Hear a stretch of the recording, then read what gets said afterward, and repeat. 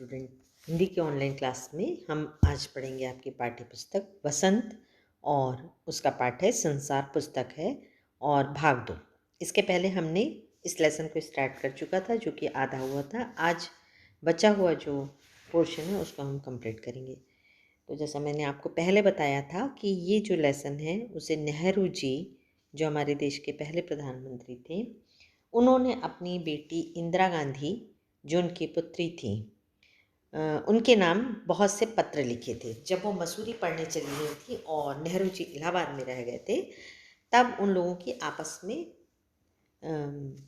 प्रत्यक्ष रूप से बातचीत नहीं हो पाती थी। तब उन्होंने उन्हें बहुत से पत्र लिखे। उस पत्र का संकलन एक किताब के रूप में हुआ और उसी का ये एक भाग है। तो नेहरू जी समय समय पे उनको बहुत रोचक बातें बताते थे और इंदिरा गांधी उनकी पुत्री को भी जिज्ञासु प्रवृत्ति की थी। उनको भी नई नई बातें जानने का बहुत शौक था। तो वो यही बता रहे थे इस पाठ में कि दुनिया कैसे बनी और संसार जो है उसको हम किस तरीके से जान सकते हैं। तो मतलब जो मुख्य चीज़ें हैं वो हम इतिहास से जानते हैं। जो लिखी हुई बातें होती हैं, जो इतिहास हमें बताता है, उससे हम जानते हैं। लेकिन बहुत सी बातें ऐसी होती हैं जो प्रिंट होने, छपने या पुस्तक या कॉपी या इन सब चीज़ों से, जिसके माध्यम से लिखा या पढ़ा जाता है, जब वो खोज नहीं हुई थी तो उस चीज़ के बारे में हम कैसे जानेंगे। तो नेहरू जी का कथन है कि हम किसी भी चीज़ को कैसे जान सकते हैं। चलिए आगे हम यही इस लेसन में पढ़ेंगे। कहने का मतलब है नेहरू जी का कि यदि आपको संसार को जानना है तो संसार के अंतर्गत आने वाली जितनी भी प्राकृतिक चीज़ें हैं उनको आप बहुत ध्यान से देखो, उसके बारे में समझो, तो आपको स्वयं समझ में आ जाएगा कि ये जो चीज़ें हम देख रहे हैं उसमें जो चीज़ें पाई जाती हैं दुनिया में, वो स्वयं एक किताब का रूप है। और यदि आप उसको जितने सूक्ष्म तरीके से, जितनी गहराई से, जितने शिद्दत से पढ़ेंगे, आपको उतना ही अच्छा उसके बारे में ज्ञान होगा। चलिए हम लेसन पढ़ते हैं, साथ साथ में आप भी रीडिंग करते जाइए। कोई जबान, उर्दू, हिंदी या अंग्रेजी, जबान मतलब भाषा, सीखने के लिए तुम्हें उसके अक्षर सीखने होते हैं। जैसे आप हिंदी पढ़ रहे हैं, बच्चे को जब हिंदी पढ़ाया जाता है तो उसको सबसे पहले क्या सिखाया जाता है? अ से अनार, आ से आम, क से कबूतर, ख से खरगोश, ये सिखाया जाता है। इंग्लिश पढ़ रहे हैं हम तो ABCD सीखते हैं, फोनेटिक साउंड सीखते हैं। तो कोई भी भाषा बोलने के पहले हमें उसके अक्षर सीखने पड़ते हैं। इसी तरह पहले तुम्हें प्रकृति के अक्षर पढ़ने पड़ेंगे।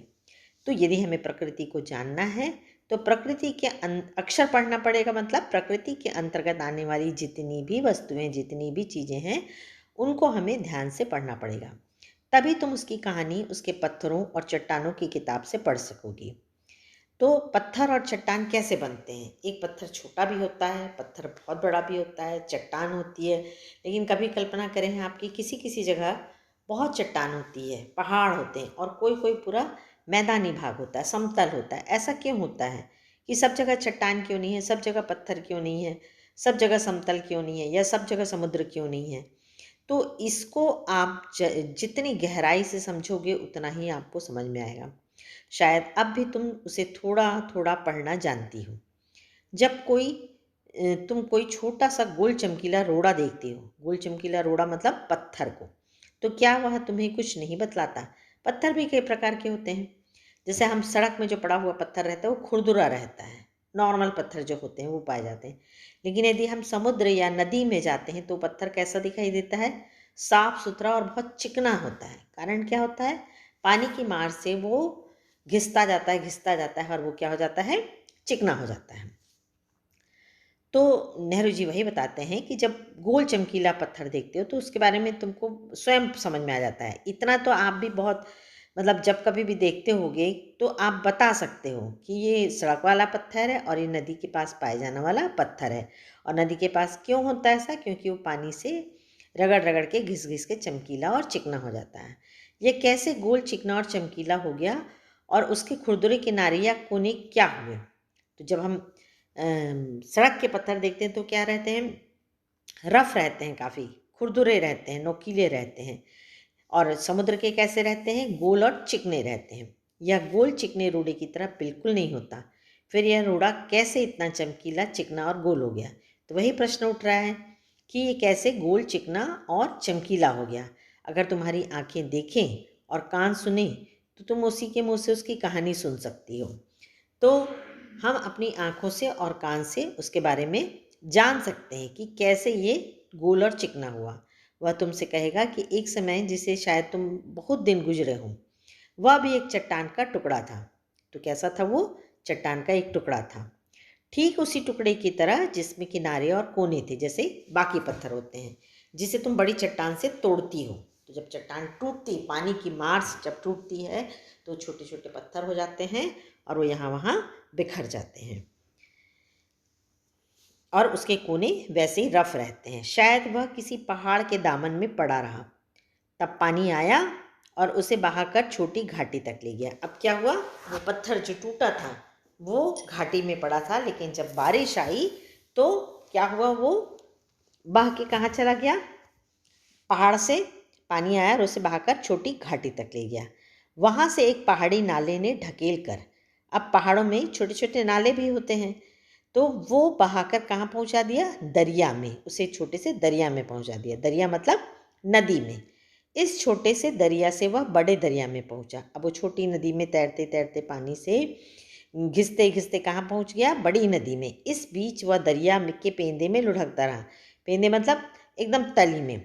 उसके किनारे घिस गए और लगातार पानी में पड़े रहने के कारण क्या हुआ? वो लगातार घिसता और गया, इतना घिस गया कि वो चिकना और चमकदार हो गया।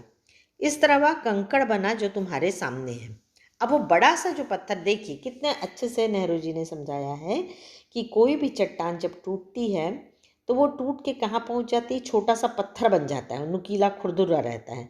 लेकिन जब बारिश का पानी उसको बहा के घाटी तक ले जाता है और घाटी में जब वही पानी बारिश का नाले के रूप में बहता है तो बहते बहते एक छोटी नदी में चले जाता है और नदी से बहते बहते वो बड़ी नदी में चले जाता है। उसकी तली में एकदम गहराई में चला जाता है वो, और घिसते घिसते इतना घिसता है, इतना घिसता है, इतना घिसता है कि वो बड़ा सा पत्थर एक कंकड़ का रूप लेता है। तो कंकड़ आप जानते हो, पत्थर बड़ा होता है और कंकड़ एकदम छोटा सा टुकड़ा रहता है। किसी वजह से दरिया उसे छोड़ गया। दरिया मतलब नदी उसे छोड़ गया और तुम उसे पा गई, मतलब हमारे हाथ में वो आ गया पत्थर। अगर दरिया उसे और आगे ले जाता तो वह छोटा होते होते अंत में बालू का एक जर्रा बन जाता, हो जाता। और यदि वही पत्थर दरिया और ले जाता, मतलब नदी उसे और आगे बहाती, तो वो बालू, बालू मतलब रेत का एक कण बन जाता, जर्रा मतलब कण, और समुद्र के किनारे अपने भाइयों से जा मिलता। तो समुद्र के किनारे क्या रहती है? आप लोगों में से बहुत से लोग समुद्र की सैर किए होंगे, जगन्नाथपुरी गए होंगे तो आपने समुद्र देखा होगा, और समुद्र के पास क्या रहता है? रेत रहती है। तो यही जो पत्थर छोटे छोटे रहते हैं वो घिस घिस के क्या बन जाते हैं? रेत का रूप लेते हैं, जहाँ एक सुंदर बालू का किनारा बन जाता है जिस पर छोटे छोटे बच्चे खेलते और बालू के घरौंदे बनाते। तो आप देखे होंगे, आप ये भी सोच सकते हो कि रेत हमेशा जो होती है नदी या समुद्र के किनारे ही क्यों पाई जाती है, बाकी जगह क्यों नहीं पाई जाती है? तो आप देखोगे तो समुद्र के किनारे में रेत रहती है और नदी के अंदर रेत रहती है। रेत नदी में भी पाई जाती है, और जब भी भवनों का निर्माण या कोई भी घर या कोई भी ऐसी बिल्डिंग बनती है तो रेत का इस्तेमाल होता है। तो नदी के अंदर से रेत निकाली जाती है, लेकिन समुद्र के किनारे में भी रेत रहती है। अब जैसे नेहरू जी ने बताया कि हर चीज़ जो होती है वो एक किताब होती है, तो अभी नेहरू जी ने पत्थर के बारे में बताया कि वो बहते बहते कहाँ पहुँच जाता है? नदी में। और जब वो हमारे हाथ में आता है तो एक खूबसूरत छोटा सा चमकीला चपटा पत्थर होता है। लेकिन नेहरू जी ने ये भी कल्पना की है कि यदि वो और आगे जाता तो समुद्र में अपने भाई बहनों से मिल जाता। समुद्र में भाई बहनों मतलब बहुत सारी रेत होती, उसमें वो समा जाता। अब ये नेहरू जी ने नहीं प्रश्न किया है, ना नेहरू जी ने उसका जिक्र किया है, लेकिन चूंकि अपन ये लेसन पढ़ रहे हैं तो हम इसमें आपस में चर्चा कर सकते हैं कि भाई नदी के अंदर रेत रहती है और समुद्र के बाहर रेत रहती है, ऐसा परिवर्तन, ऐसा दोनों में भेद क्यों होता है? तो उसका एक कारण ये है कि समुद्र में जो होती हैं लहरें आती हैं, लहर आती है और जाती है। तो जब लहर आती है तो अपने साथ बहुत सारी रेत लेके आ जाती है और छोड़ के वो दूसरे किनारे में फिर से चली जाती है लहर। तो ऐसे लहरों के आने जाने से जो रेत होती है वो अंदर से लहरों के साथ आकर समुद्र के बाहर मिल जाती है। और नदी में लहरें नहीं आती, इतनी ज़ोर से लहर नहीं आती कि वो बाहर तक रेत ला के फैले। तो एक आपको मैंने एक छोटा सा एग्जाम्पल दी कि आप इसके बारे में कैसे जान सकते हो। तो जब हम कभी मतलब अपन नदी समुद्र में जाते हैं लेकिन कभी इस विषय पे सोचे नहीं कि ऐसा क्यों होता है, लेकिन जब हम सोचने जाते हैं तो बहुत आसान सा जवाब हमें अपने आप मिल जाता है, क्योंकि हमने प्रकृति को नज़दीक से देखा है, हमने नदी और समुद्र के भेद को समझा है। तो इसीलिए हमको ये भी पता लग गया कि रेत नदी के अंदर क्यों रहती है और समुद्र के बाहर क्यों रहती है। अगर एक छोटा सा रोड़ा तुम्हें इतनी बातें बता सकता है, तो नेहरू जी का कहना है, यदि पत्थर का एक छोटा सा टुकड़ा जो हमें इतना बता सकता है, तो पहाड़ों और दूसरी चीज़ों से जो हमारे चारों तरफ है हमें और कितनी बातें मालूम हो सकती है। तो यदि हम जानना चाहें तो हमारे आसपास पहाड़, नदी, समुद्र, जंगल जो हैं, ये हमें और भी बातें मालूम हो सकती हैं। तो अब जैसे मैंने आपको एक बताया था कि कई जगह पहाड़ होते हैं, कई जगह समतल मैदान होते हैं। तो क्यों होता है ऐसा? क्योंकि कभी ज्वालामुखी आया रहता था पहले, तो वो लावा बन के बहता था, और लावा बह के एक जगह जब जमा हो जाता था तो पत्थरों के ढेर हो जाते थे और वही पहाड़ का रूप लेता था। तो ये भी एक प्रकार की आपकी संसार की पुस्तक की आप कह सकते हैं कि ये जानकारी है। तो इस तरह बहुत सी बातें आपके मन में भी जिज्ञासा होनी चाहिए और उसका उत्तर आपको स्वयं खोजना चाहिए।